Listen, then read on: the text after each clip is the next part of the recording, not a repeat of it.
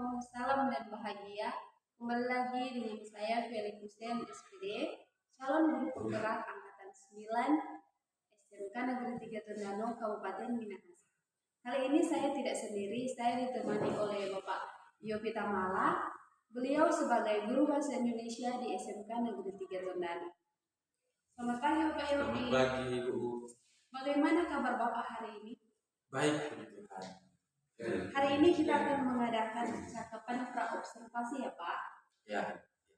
Nanti saya akan mengamati jalannya proses pembelajaran yang Bapak lakukan di dalam kelas atau sebelum saya melakukan proses supervisi kelas.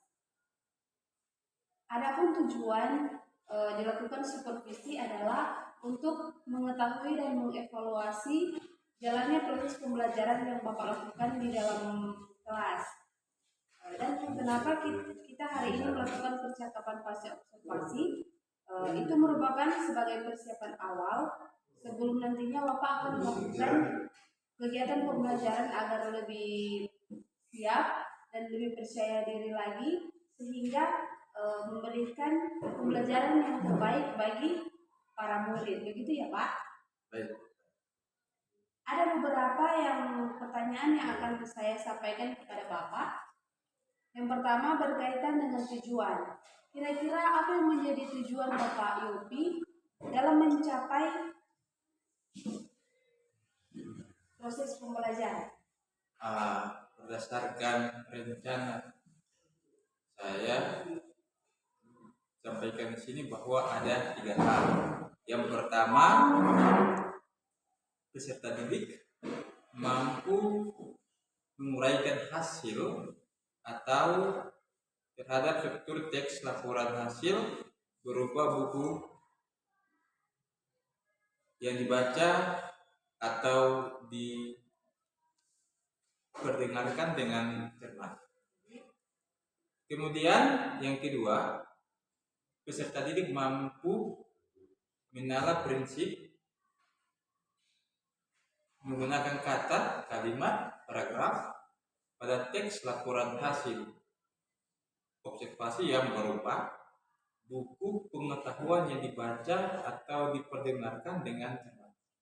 Yang ketiga, peserta didik menulis rangkuman teks laporan hasil observasi dengan memperhatikan pilihan kata, kelengkapan, struktur dan kaidah penggunaan kata, kalimat, tanda baca, ejaan dengan tepat.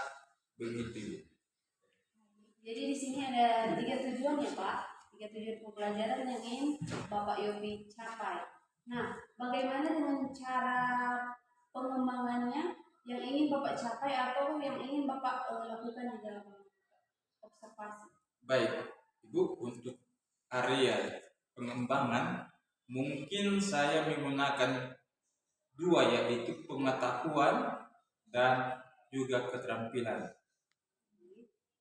Yang pertama, pengetahuan, yaitu siswa menguraikan hasil telaah terhadap struktur laporan hasil. Kemudian yang kedua, di area keterampilan, siswa menulis rangkuman, menulis kata atau kalimat yang ada pada teks laporan hasil observasi. Begitu. Baik, jadi area pengembangannya di sini ada 2 aspek ya yang ingin Bapak capai, yaitu pertama aspek pengetahuan dan yang kedua aspek keterampilan.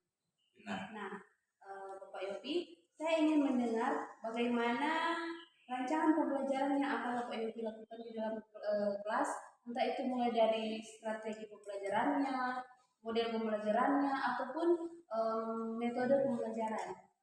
Ya, baik. Untuk strategi yang saya gunakan dalam KBM yaitu berdiferensiasi berdasarkan kesiapan belajar siswa yang diinterpretasikan dengan pembelajaran sosial dan emosional. Yang kemudian saya akan melakukan juga pembagian kelompok sesuai dengan kemampuan, keterampilan dan keaktifan siswanya. dan seterusnya. Dan untuk model, saya menggunakan model pembelajaran berbasis masalah atau PBL ya Pak. ya, ya. Untuk metode yang saya menggunakan diskusi kelompok, tanya jawab, dan penugasan. Oke Pak. Jadi di sini Bapak akan menggunakan pembelajaran yang terdiferensiasi ya Pak, yang akan dikaitkan dengan sosial emosional. Ya. Di situ juga Bapak akan menggunakan problem based learning atau PBL ya Pak. Ya. Dan akan memberikan pertanyaan ataupun tugas kepada peserta didik. Nah, bagaimana dengan media pembelajaran yang akan Bapak Yopi gunakan di dalam kelas? Untuk media yang saya akan gunakan yaitu contoh teks laporan hasil observasi itu, kemudian itu pakai lembaran kerja atau yang disingkat IKPD. Selain itu juga ada PowerPoint dan juga ada laptop seperti itu. Bagus sekali ya Pak.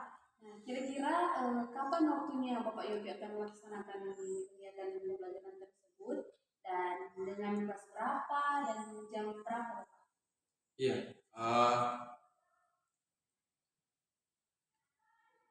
kebetulan saat ini Ibu, kami sekolah telah melakukan ujian asesmen sumatif dan sudah tidak ada lagi proses belajar mengajar di kelas atau dinamakan KBM. Jadi rencananya akan melakukan usai libur semester.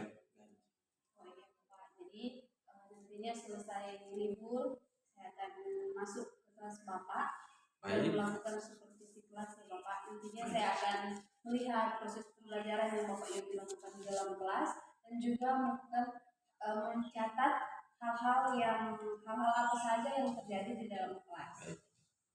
Bapak Yopi, tentunya setelah Bapak Yopi melakukan kegiatan observasi atau pembelajaran di dalam kelas, kita akan perbincangan secara lebih lanjut ya Bapak, perbincangan terakhir. Iya, saya mendapatkan gambaran media. Nanti ketika percakapan nanti akan dihadiri atau didampingi oleh pengajar praktik ya Pak. Saya menggambarkan media apa yang saya gunakan nantinya sesudah saya mempersiapkan diri sekarang mungkin. Juga saya memiliki gambaran dari percakapan yang kita telah lakukan hari ini. Oke Pak, nanti pada tahap akhir berikut kita akan mengadakan percakapan pasca observasi ya Pak, bersama dengan pengajar praktik saya. Nah, Bapak Yopi, lewat percakapan kita hari ini, kira-kira apa yang Bapak Yopi dapatkan lewat percakapan hari ini? Iya, saya untuk saat ini saya mendapatkan gambar media yang saya akan gunakan nantinya dan saya akan persiapkan diri untuk kedepannya memberikan mendapatkan gambaran percakapan yang kita telah lakukan bersama. Oke, baik. Terima kasih Bapak Yopi atas waktunya. Terima kasih kita telah berbincang-bincang di pagi hari ini. Sampai bertemu pada kegiatan observasi ya Pak. Ya, baik Ibu. Percakapan praobservasi kita di hari ini. Sampai bertemu pada kegiatan supervisi kelas dan percakapan pasca observasi. Terima kasih Bapak Yopi. Terima kasih.